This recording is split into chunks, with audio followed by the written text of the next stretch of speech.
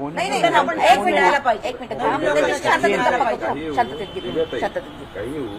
म्हणजे तिकीट दिलं होतं म्हणून आता आहे भाजपची ही कार्यकर्ती आहे, बंडखोर आहे खरं तर. अनेक वर्ष भाजपचं काम केल्यानंतर सुद्धा तिकीट मिळालं नाही आणि नवीन आयाराला तिकीट मिळालं म्हणून नाही नाही कसं काय या दिव्या मराठे या ठिकाणी उपोषणाला बसलेल्या आहेत. कालच त्यांनी जाहीर केलं होतं की आपण आज मला माझ्यापेक्षा कॅपेबल महिला दाखवा माझ्या जागेवर दिलेलं, मग मी भाग्यवर घे.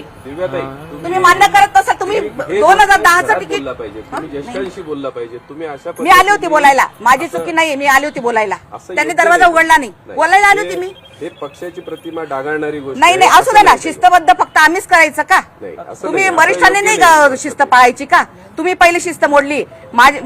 तुम्ही आज दाखवा वार्डात माझ्या नावावर शिक्कामोर्तब होता. तुम्ही उलट मला अगोदरच सांगायला पाहिजे होतं दिव्याताई. तुम्ही कसं काय शेवटची संधी नसते ताई. कधी कधी देणार तुम्ही? मागच्या वेळेस डावलला, आता डावलला, शेवटची संधी नसते. आपला पक्ष आहे, आपण सत्तेत येतो. एक मिनिट सर मी तुम्हाला एकच विनंती करते, मला कोणतं पद आहे आता?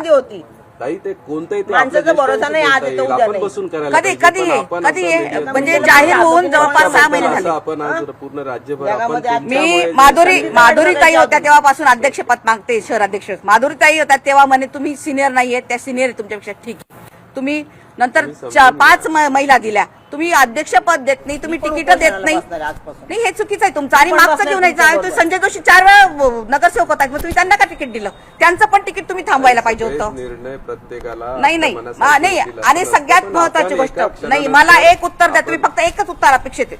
माझ्यापेक्षा माझी मैत्रीण आली असती ना, मी एकही शब्द बोलली नसती. आमच्यातलं कोणी आलं तर चालेल. कोणी आलं असतं नाही नाही.